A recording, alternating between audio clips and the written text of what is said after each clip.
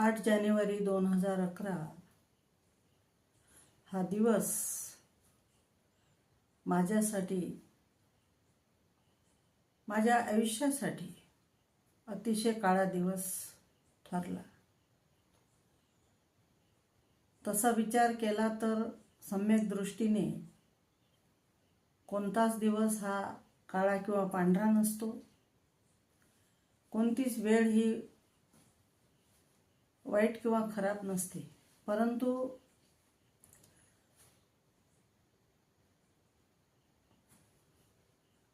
आयुष्य फार काही झालं नसतानाही माझ्या पतीवर काळाने झळप घातली आणि ते आमच्यामधून निघून गेले.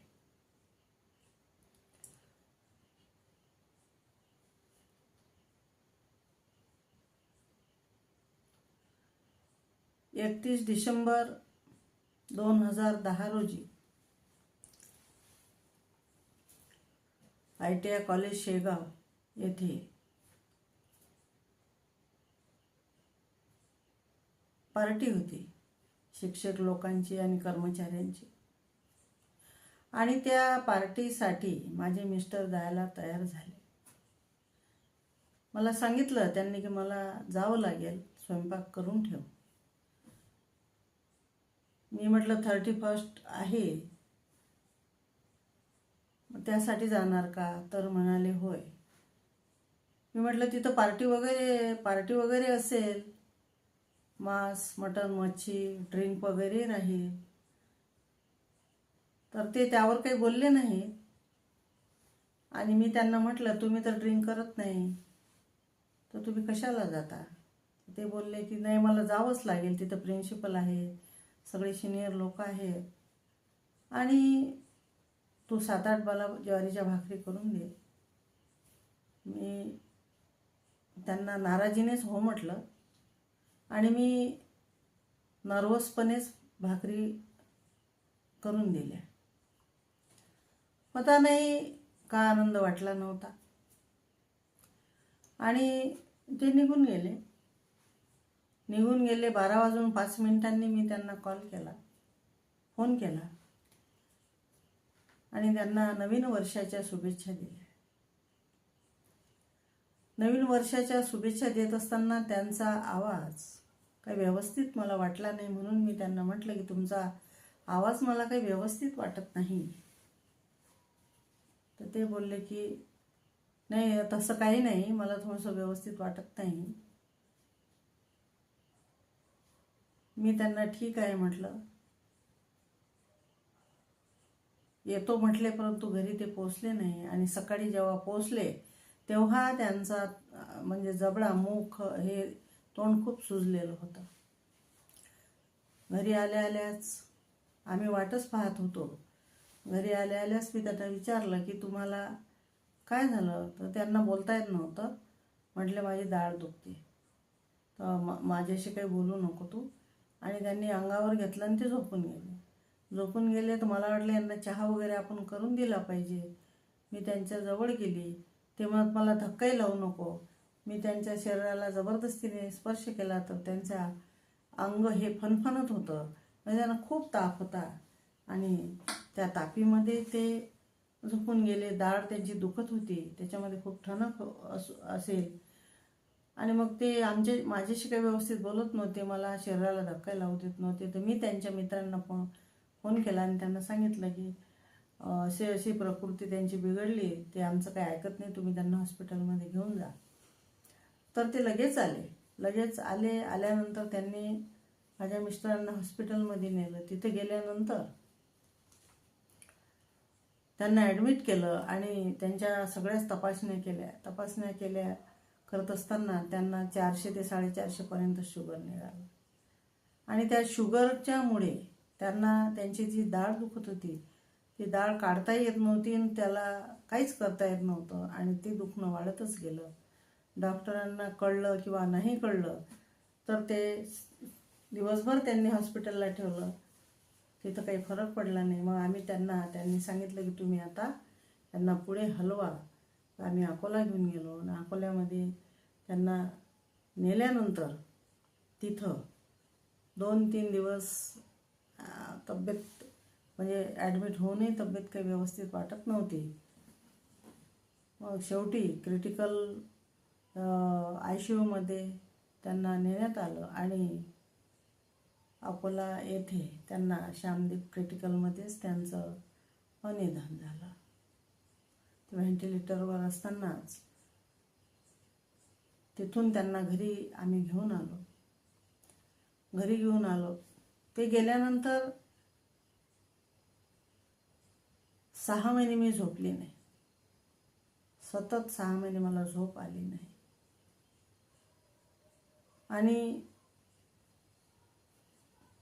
फारच काही सहवास त्यांचा मला लाभला नाही. जोही सहवास लाभला तो फार कमी लाभला आणि तोही अतिशय मोलाचा ठरला. माझे मिस्टर सैन्यात होते. त्यांनी देशाची सेवा केली आणि स्वभाव इतका चांगला सुस्वभावी होते. सगळ्यांच्या सोबत मिळून मिसळून राहणारं व्यक्तिमत्व. मला समाजकार्य आणि राजकीय कार्य करण्यासाठी प्रेरणा देणारं व्यक्तिमत्व. या माणसाने मला एक व्यक्ती म्हणून जगण्याचं धाडस त्यांनी निर्माण करून दिलं. म्हणजे एक व्यक्ती म्हणून मी जे जगत आहे ती प्रेरणा माझ्या मिस्टरांचीच होती. जेव्हा मी राजकारणात हरिप बहुजन महासंघाची जिल्हाध्यक्ष झाली, ती नेमणूक माझी झाली, तेव्हा माझ्या मिस्टरांनी मला बजावून सांगितलं होतं की घराचा तू उंबरठा ओलांडला, सामदाम दंडभेद घेऊन तू बाहेर पडणार आहेस. तुझं रक्षण तुलाच करायचं आहे आणि तुझं कार्य तुलाच करायचं आहे. ते माझ्यासोबत कुठेच आले नाही किंवा त्यांनी मान म्हणजे पत्नीला पत आणि मान ते घ्यायला कधीच असे उभे राहिले नाहीत. इतकं चांगलं त्यांचं व्यक्तिमत्व होतं. निस्वार्थपणे त्यांनी माझ्यासोबत सामाजिक राजकीय क्षेत्रामध्ये काम केलं.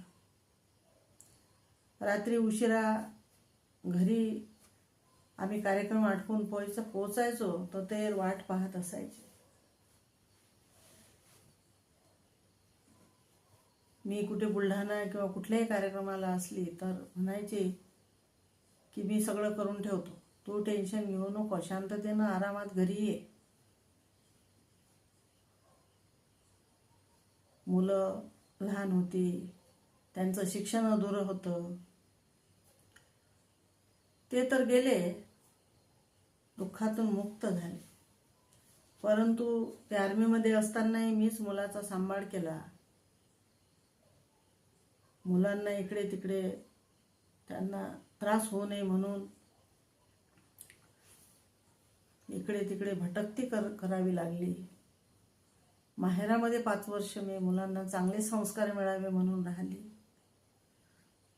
आणि त्यानंतर साहेब घरी रिटायर होऊन आले, परंतु मला निसर्गाने सुख उपभोगू दिलं नाही. त्यांचा सहवास मला लागू दिला नाही. त्यांनी मुलांचं काहीच केलं नाही. सगळंच मला करावं लागलं. आणि ते गेल्यानंतर मी खूप डेअरिंगबाज स्त्री होती, हिम्मतवाली बाई होती, तरी सुद्धा मी भांबावून गेली नाही किंवा आता कसं होईल हे मला वाटत असतानाही मी ते दाखवलं नाही. किंवा मुलं टेन्शन घेतील, मुलांना काहीतरी धक्का बसेल म्हणून मी मुलांच्या समोर फार काही रडत बसले नाही. मी बाहेर पडले, घराच्या बाहेर पडले. इच्छा नसतानाही मला सर्वच काही करावं लागलं. माझ्याजवळ कोणीच नव्हतं. 3 दिवस सगळे होते माझ्याजवळ. 3ऱ्या दिवसानंतर कोणीच माझ्याजवळ थांबू शकलं नाही. आणि म्हणतात ना की ज्याचं त्यालाच करावं लागते, तर ते कटू सत्य आहे. ज्याचं त्यालाच करावं लागते. मुलं मोठी झाली, शिकली, सवरली, नोकरीवर लागली, स्वतःच्या पायावर उभी राहिली, त्यांना पंख फुटले, त्यांनी आपल्या दिशेने उंच उंच भरारी घेतली. ते माझ्यापासून उंच भरारी शेप घेत घेत ते फार लांब गेले. आणि मी आज स्वाभिमानाने सिंहाप्रमाणे एकटीच या ठिकाणी जगत आहे. पण मी स्वतःला कधीच एकटी समजत नाही. मी ज्या घरात वास्तव्य करते, मला वाटतं मी या घरात एकटी नाही. या घरात कृमी, कीटक, पाल आहे, काक्रोच आहेत, मुंग्या असतात, माकोडे असतात, मुंगळे असतात, गोमा आहेत, वाणी आहेत, इतर प्राणी आहेत, पशु पक्षी झाडावर येतात, किलबिल करतात, कुत्रे आहे, बकरे आहे, म्हणजे सजीव सृष्टी आणि कृमी, कीटक म्हणजे तेही जीवजंतू आहेत.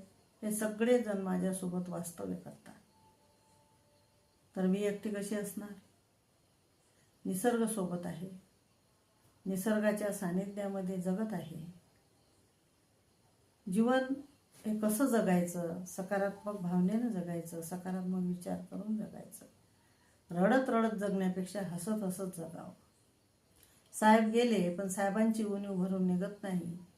मला चिरंतन त्यांची आठवण येते, पण मी कधी व्यक्त होत नाही. कुणाजवळ व्यक्त होत नाही. मी कुणाजवळ रडत बसत नाही. कारण जन्म आहे तर मृत्यू हा येतच असतो. हा इतकंच झालं की मृत्यू हा लवकर आला आणि त्यांना लवकर घेऊन गेला. नशिबाला मी दोष देत नाही की बाबा नशीब माझं फुटकं, मी असंही म्हणत नाही. तर माझ्या पतीने त्यांची स्वतःची काळजी घेतली नाही. त्यांना शुगर झाला किंवा त्यांना काय होत होतं, त्यांनी आमच्यापासून सगळं लपून ठेवलं, आम्हाला काहीच सांगितलं नाही. आम्हाला सांगितलं असतं, आम्ही काळजी घेतली असती. आणि असं त्यांनी स्वतःकडे दुर्लक्ष करून त्यांनी लवकर निघून गेले. काही गोष्टीला इलाज नसतो, काही गोष्टी आपल्या हातात नसतात. आपण प्रयत्न केले पण आपले प्रयत्न सफल झाले नाही, आपल्या प्रयत्नांना यश आलं नाही. ठीक आहे, परंतु मी आज जे काही आहे, माझं जे नाव समाजामध्ये इतकं मोठं झालेलं आहे, ती पुण्याई माझ्या वडिलांची आणि माझ्या पतीची आहे. हे मी नाकारू शकत नाही.